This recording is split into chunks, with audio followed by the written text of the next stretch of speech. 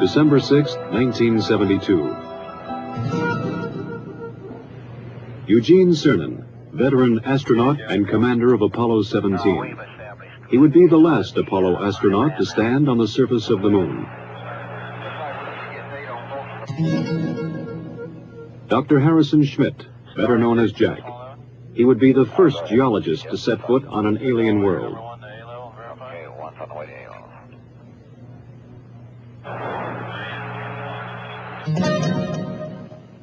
Ronald Evans, command module pilot. He would remain in lunar orbit, operating a battery of experiments that would take this last close look at the moon. In the year 1675, Sir Isaac Newton was asked by his fellow scientist, Robert Hooke, how he had accomplished so much. "If I have seen further," Newton wrote, "it is by standing on the shoulders of giants."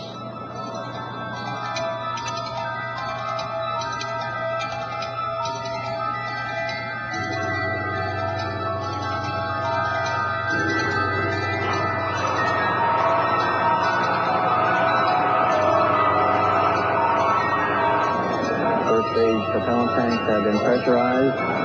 The engines will build up to a thrust of 7.6 million pounds. T-minus 30 seconds. We have a cutoff. We have a cutoff at T-minus 30 seconds. This cutoff was automatic, done by the sequencer. One command, pressurized S4B stage, was not given. And despite the fact that it was going to be done manually, the sequencer, in effect, said, I didn't tell you to do it, and therefore you can't be doing it. So at 30 seconds, it very properly stopped the operation. Most of the work was being done right off the firing room in the Launch Control Center at Kennedy. However, there was a great deal of support from the Marshall Space Flight Center, who had a comparable operational group working there with their contractors. So we concluded that we were safe, and we gave the word to jump route to one signal and proceed, which we did.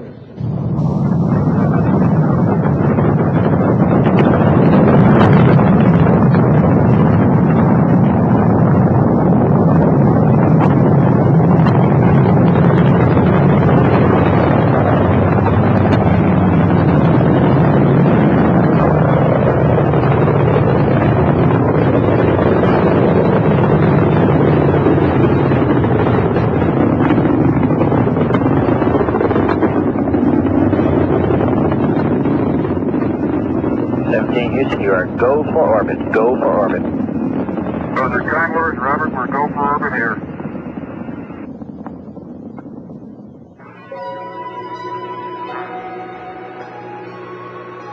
After checking out the spacecraft in Earth orbit, they burned out of orbit and headed toward the moon. Houston, we're right in the middle of a snowstorm. Ron Evans, at the controls of the Command Module America, moved in to dock with the lunar module Challenger. They pulled Challenger free of the booster's third stage, then continued the 3-day coast to the moon. GNS, ATM, ECHO. Even as Cernan, Evans, and Schmitt headed toward the moon, directly below the Apollo-17 control room, Flight Director Don Putty ran his crew through a launch simulation for the first Skylab.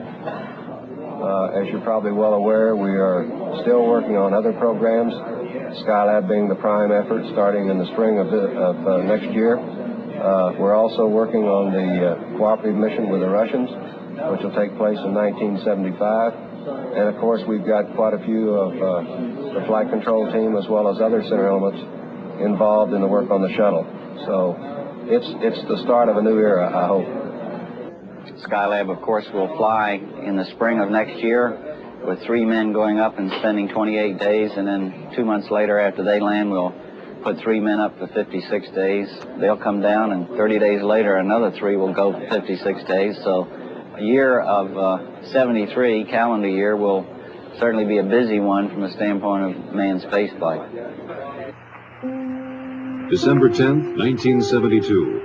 America and Challenger went into orbit around the moon. Houston, this is America. You can breathe easier. America has arrived on station for the challenge ahead. The next day, December 11th, Cernan and Schmitt entered the lunar module and undocked.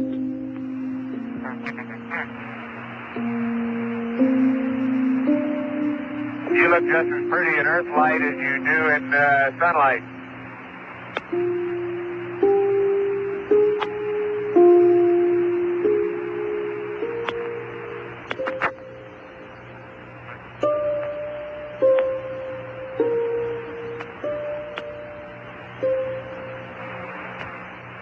Roger, America. Have a good burn. You're loud and clear.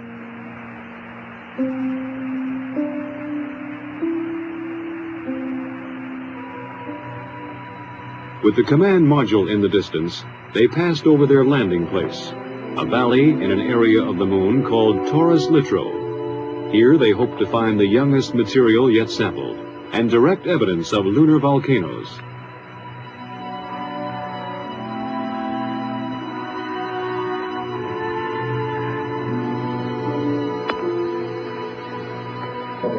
You're looking real good, Gene. Right down the line. Oh, man, we're level with the top of the Pardubice now. Okay, stand by for pitch over. Oh, are we coming in?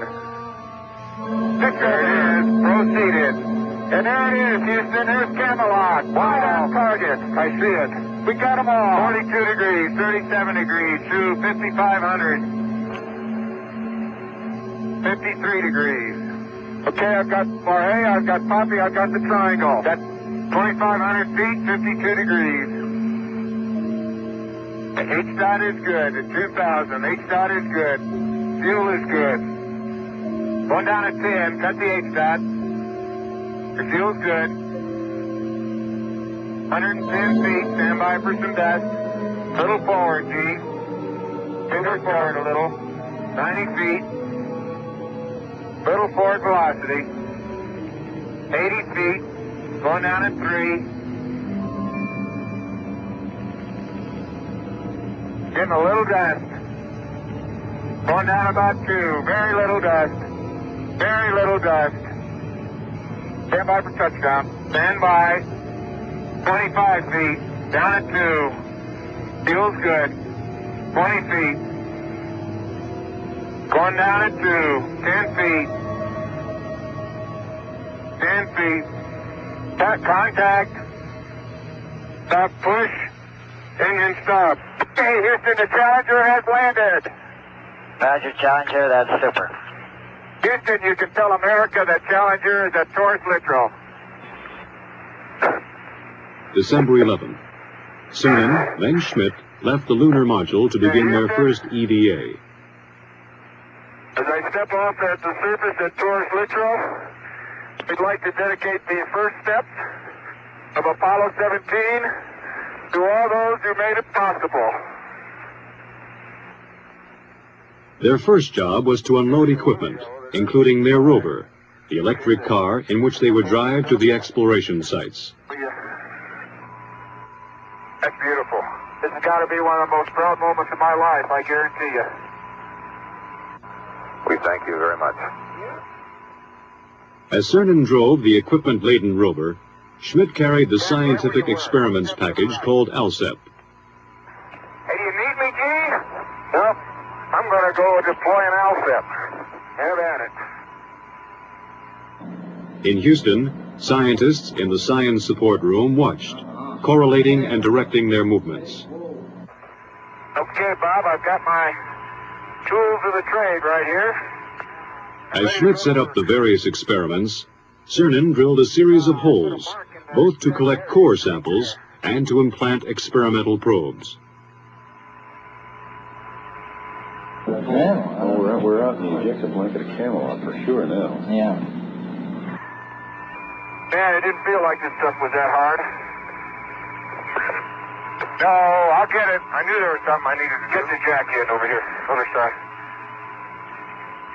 Let me put some weight here. Not going anywhere. Oh, he's going slowly, Bill. Very slowly. I'm gonna get this thing out now that I got it. Boy, Gene, You know, that's what you call getting down into your work.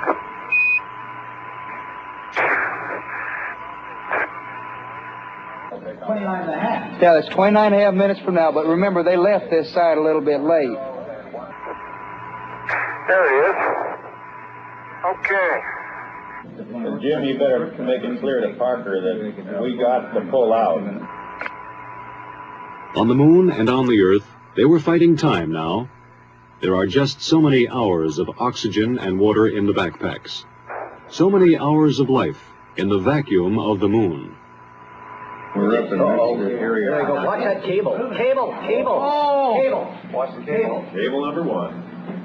You know, they're all fixed, Lee. They'll break the whole world before they'll break the cable this time. With the ALSEP functioning, they left the site for a shortened sampling traverse. Well, many parts of the ALSEP are functioning very well. The heat flow experiment is working excellently. It's transmitting back temperature data. The cooling down is still cooling down from the drilling process, and in a few hours they should be starting to get true heat flow information. Let's see if I can't crack the corner and get that contact. See if I can't get her. Look at the folders out there. Jesus.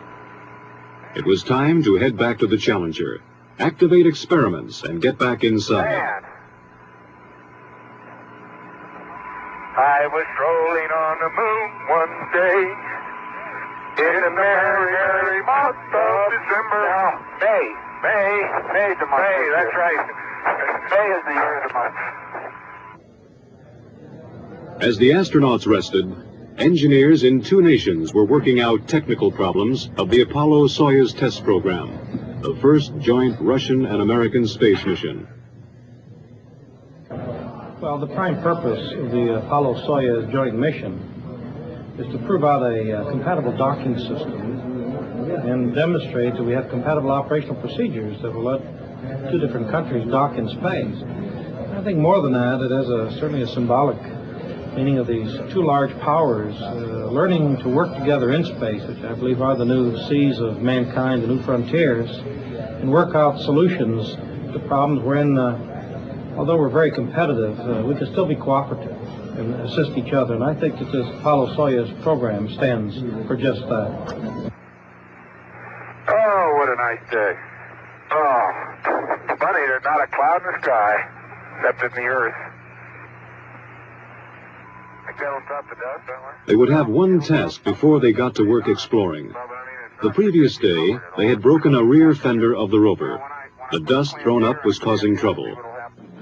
Apollo 16 commander John Young had worked that night in a pressure suit on a way to fix the fender. Oh, okay. On the moon, the astronauts put it together. The fender section formed from a lunar map, molded with tape, then held in place with clamps from the Lunar Module Telescope. It was a repair that would last the remainder of the mission. Then Schmitt moved out to place one of several explosive packages which would be detonated after they left the moon, mapping the lunar subsurface, much as earthly geologists explore for oil. Cernan would pick him up in the rover for the drive to the first site on this traverse, Station 2. They're somewhere along this rim where they can see. But they're dropping, Bill, so they must be coming across something. We're right where we wanted to be for Station 2, and it looks like a great place. Big blocks, it looks like quite a bit of variety from here. Different colors, anyway. Pretty hard, isn't it? That boulder's gonna roll. Man, that is hard. Just don't stub your toe.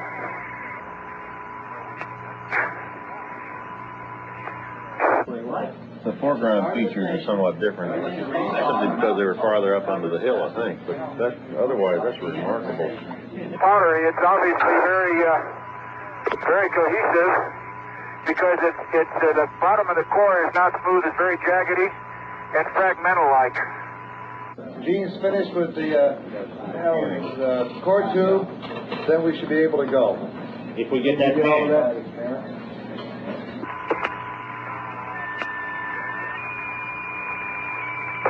No, dadgummit. Jack Schmitt, having a few problems.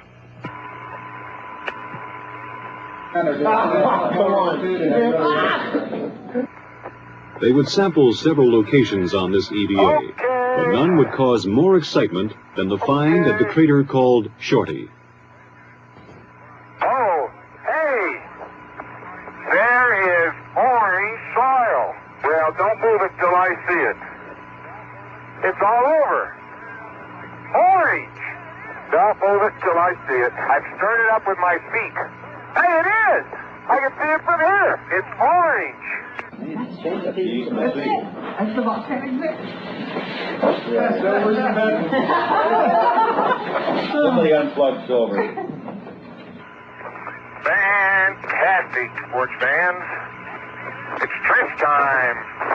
Jack, that is really orange. I think it's the most exciting we've come across since the beginning of the Apollo program. I believe that it's going to be the most rewarding of all the finds on Apollo. Light gray material on either side. Oh, man, that's incredible. Hey, Gene, we're going to have to... That's incredible. You need to get a down-sun color. There isn't enough time, Tony, to do it no matter which way you want to do it. We need more time. We may have to slip. We have to slip 5 in a little bit. He's getting about 3 centimeters of wax. So you got to leave at a certain time regardless of what we got. Willing to give up all the light mantle stuff. They had to leave Shorty Crater and its orange soil and push on. Time, the enemy of the lunar investigator on the moon and on Earth. I can't believe we sampled the whole... I can't believe we sampled the whole thing right on. The precious minutes had run out. Return to the rover, drive back to the Challenger, close out EVA-2. We'd like you to leave immediately. Okay. My golly, this time goes fast. As the last Apollo crew worked on the moon, the engineers on Earth prepared for tomorrow's day in space. I have a model here of the Space Shuttle. As you see, it resembles a double-wing airplane on top of a propulsion system. The system is going to be designed so all of the costly parts are reusable. Now that we're beginning to understand space, we're beginning to understand the potential, the economic potential.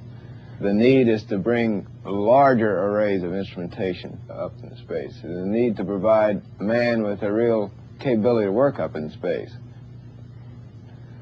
Okay, Bob, I'm on the pad. And it's about 4:30 Wednesday afternoon as I step out onto the plains of Taurus-Littrow. Beautiful valley. December 13th. Yesterday, they had explored the south end of the valley. Today, they would go north. Yeah, well, let's ask for an extension. Hey, Jim, this is the last time for you to really go to bat for us, Jim. We know you'll do it for us. Send them an extension for that L7 session. Yeah. Holy smoly! Why are we on a slope? You okay? Man, that's rough country in there, isn't it? Well, you're looking across Henry. Yeah. And let me see what it is. Apollo science will continue, and I'm sure much of the mysteries will continue to come out for many years to come. But of this I'm sure. Man has learned that space is his to explore, and man will return to space to explore, to the moon and beyond.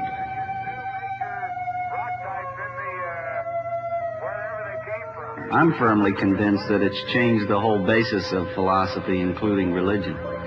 I don't think that we've begun to see what the era of spaceflight really is. We've got a long way to go, and I hope I'm living when we leave this solar system on a venture to find another planet Earth.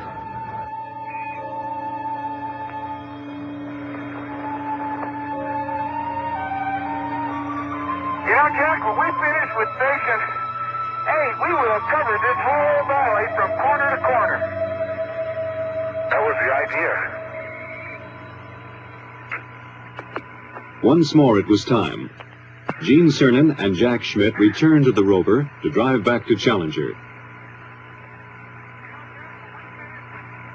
But before they left the surface of the moon, there would be a brief ceremony. It's a rock composed of many fragments, of many sizes, in many shapes. When we return this rock, or some of the others like it, to Houston, we'd like to share a piece of this rock with so many of the countries throughout the world. We hope that this will be a symbol of what our feelings are, what the feelings of the Apollo program are, and a symbol of mankind that we can live in peace and harmony in the future. And a final word from the last man on the moon. I'd like to just let what I believe history will record, that America's challenge of today has forged man's destiny of tomorrow.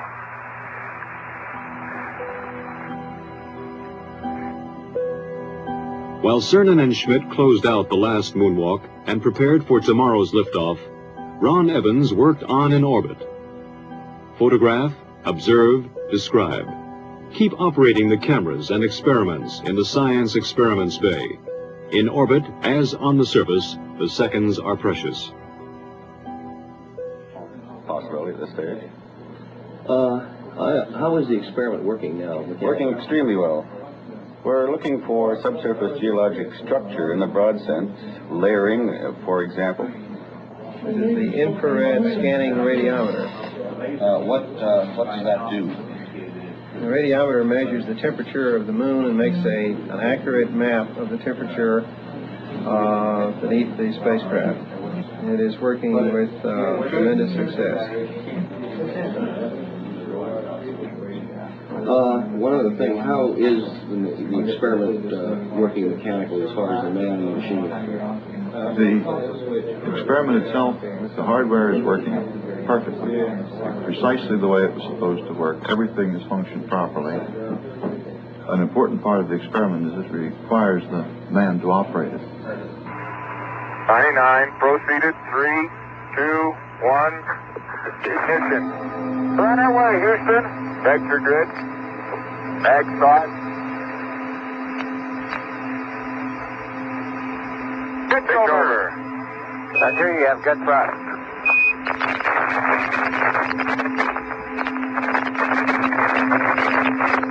Okay, 30 seconds. 308 your number. Take on through 1,500 feet, and H-dot looks good. On the descent stage of Challenger, forever on the moon, they left a plaque reading, "Here man completed his first explorations of the moon, December 1972 AD. May the spirit of peace in which we came be reflected in the lives of all mankind." One revolution later, Cernan and Schmitt caught up with Evans and prepared for docking. Good to see you. Good to have you all back up here. It's been a good trip. Man, that Challenger's a beautiful vehicle. You betcha. December 16th. Burn out of lunar orbit and head home to Earth. Houston, America has found some fair winds and following seas, and we're on our way home. Hey, this is great. Talk about being a spaceman. This is it. December 17th. 170,000 miles from Earth. Ron Evans left the command module. Hello, Mom. We see you, Ron. Looking great. Okay. Hey, John. How you doing? Hi, Jamie. Evans was retrieving film canisters from the two cameras and the lunar sounding radar. Data vital to the scientists on Earth. And the lessons in. Before he got back inside, Evans took a last look at the crescent Earth. In 2 more days, they would be home. December 19th. They rode inside a 5,000-degree fireball through the atmosphere of Earth. Stowed in the spacecraft, almost 250 pounds of the moon.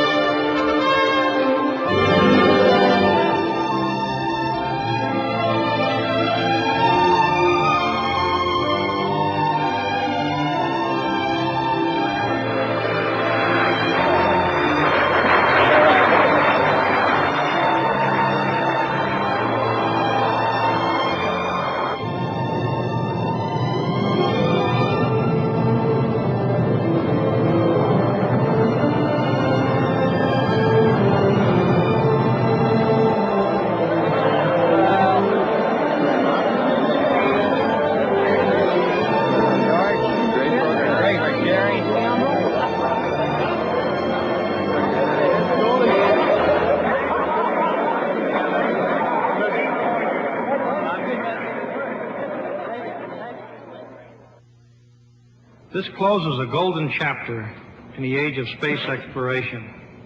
In a way, it brings a close to what has been a very romantic era in space exploration. But, and I want to make this very strong, the book is still being written.